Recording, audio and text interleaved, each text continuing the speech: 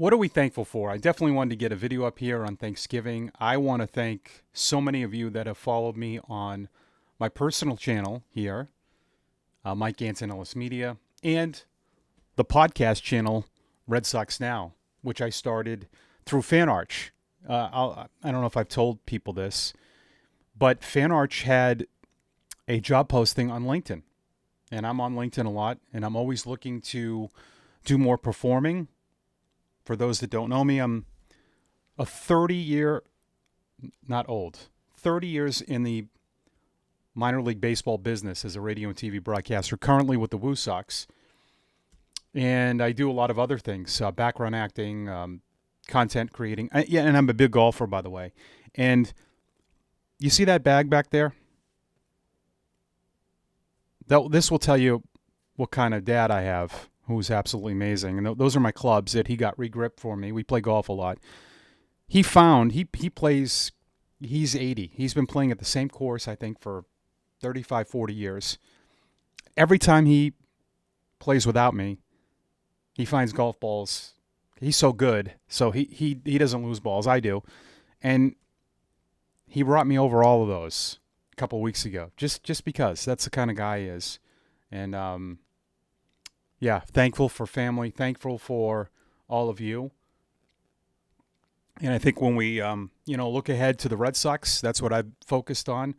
I am very excited. It's not a I'll get people commenting and saying, "Oh, well, you're a company man. You have to say certain things." No, I don't. I don't work for the Red Sox.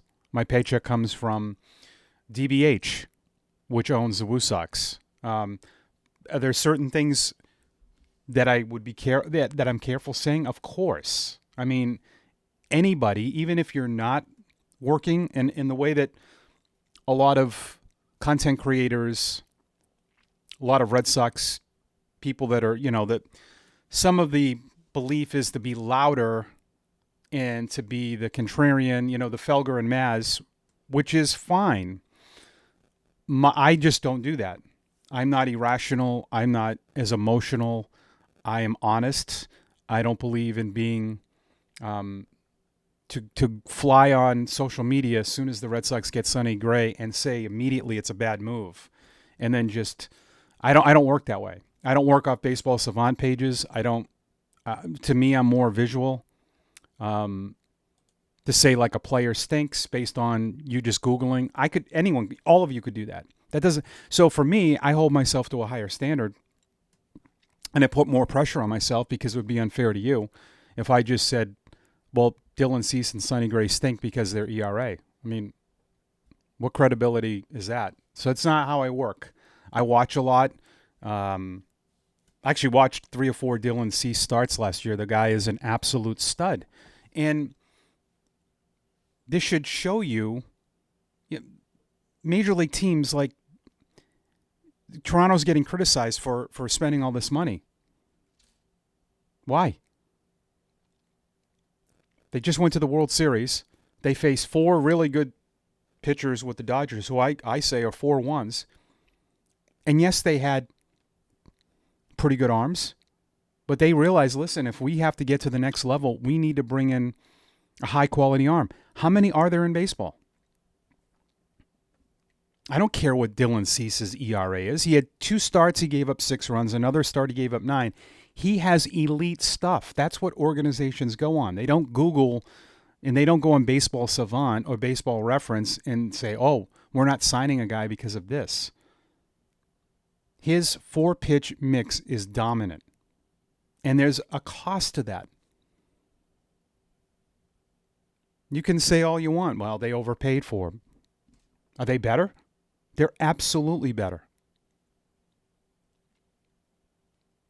Seattle, their pitching is still going to be good. The Yankees get Garrett Cole back on top of the 2 other aces they have. They have 3 aces to me. Cole, Rodon, and Fried are aces. Those are all 1A, 1B, 1C. You could put Cole up there. Schlittler, Luis Heel. That's like having 3 1s and 2 2s. The Red Sox, Crochet, Bayo, Sonny Gray, Connolly Early. They might make more moves. You see where things are trending? because that's how you win in the big leagues. Think about it like this. There's 30 teams. You go into opening day, 5 rotation spots. You have 150 starters. How many are capable of being 1s and 2s?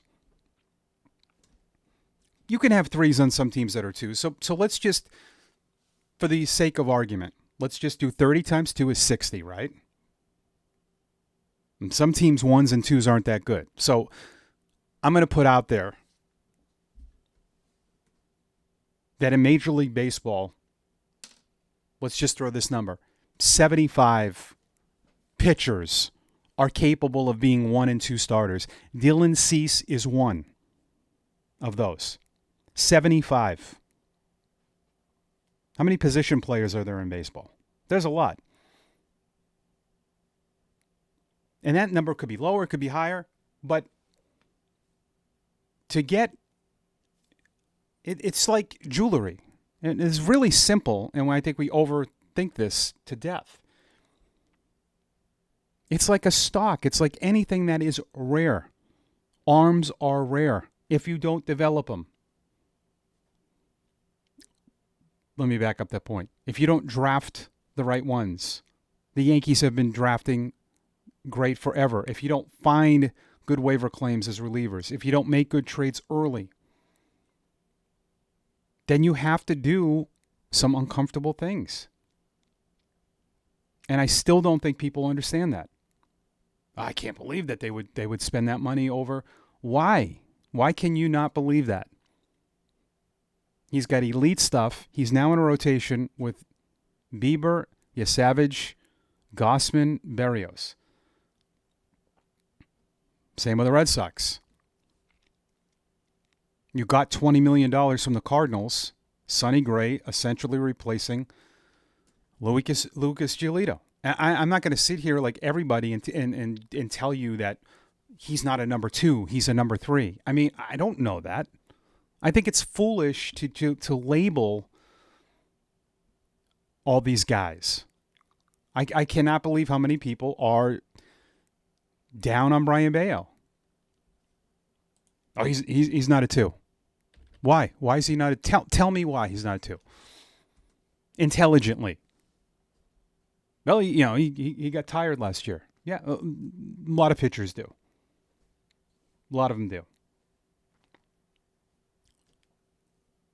Crochet, Bayo, and Giolito were statistically 3 of the best starters in baseball ERA at one point. Bayo's ERA last year was 3.35. There's not many starting pitchers in baseball that qualify, right? The qualifying pitchers have an ERA that low.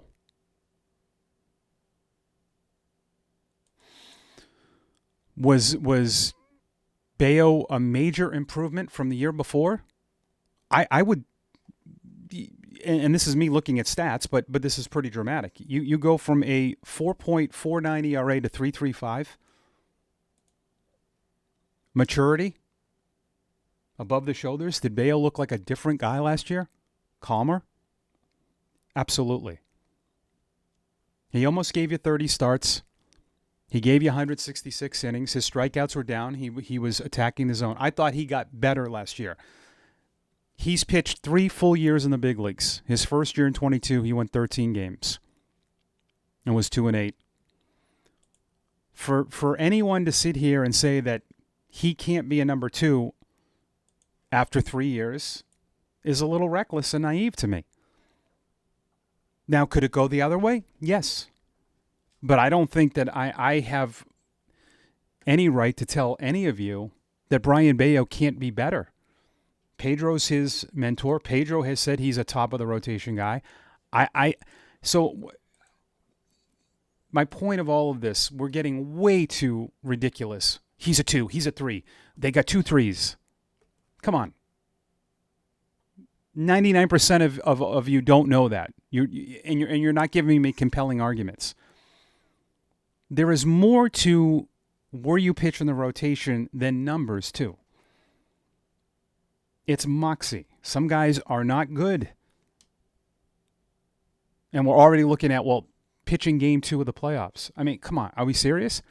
Tanner Houck was your number 2. And everybody loved the rotation going into last year. Is Tanner Houck really a number 2? Well, he made the All-Star. Look at his number. I get that. Is he a 4 to 5 pitch mix dominant guy? He's not. That's kind of what makes you an upper rotation guy. It's the stuff you have. It's the presence. Sonny Gray has the making of an upper rotation guy because he's a veteran. He strikes out a ton of guys. He has a good sinker. He's good in tough spots. He's got good presence. It's not based just on statistics. And who cares? Like, I think really, like, some of this has gotten so ridiculous to me, and that's why I had to do this. So what if they went into next year? And a lot of you are, we cherry pick who we like based on what we just last saw. When Dobbins was pitching, and I had a farm, someone in the farm player development, high up, tell me their biggest loss last year was Dobbins. When Dobbins was pitching, did he not look like a big league starter to you as he kept going? He did to me. Connolly early, I don't want to. This is what I get. I don't want to go there yet and say that he's ready to start in the big leagues. Why not? You're going to tell me like the end of last year was just an anomaly? The way he handled himself against the Yankees in the playoffs? I understand the results weren't great. Did that guy not look like a big league starter to you? Pitching at Yankee Stadium in that kind of setting? Does that guy, stuff-wise, not look like he could be a 2 or a 3 at some point, or an ace even? Absolutely. Absolutely. His stuff is filthy. I know it will disappoint many of you if they don't get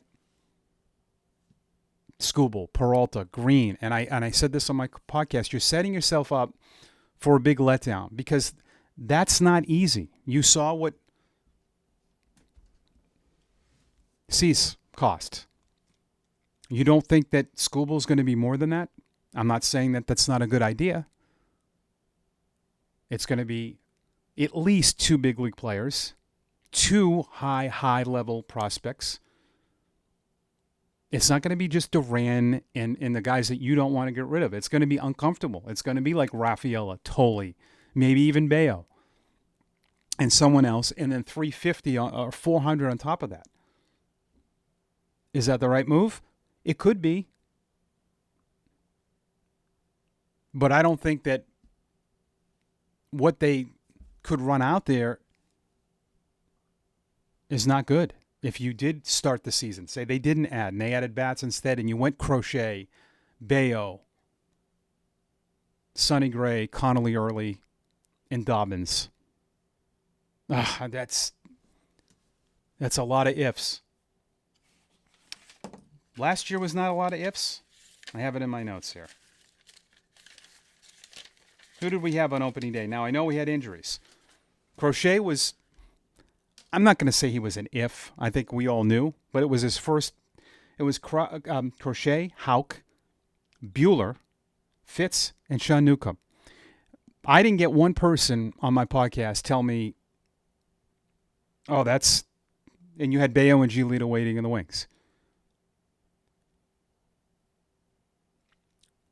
This year, you have the guys waiting in the wings. Let's say early or Dobbins doesn't make it, and you still, and then you have Crawford and Tolley and Wither, the guys, the extra guys that you have potentially are amazing and have huge upside, which I will contradict myself in the final thought here. That could get interesting because you've built such a foundation. Maybe you are able to pluck Skubal. I'm okay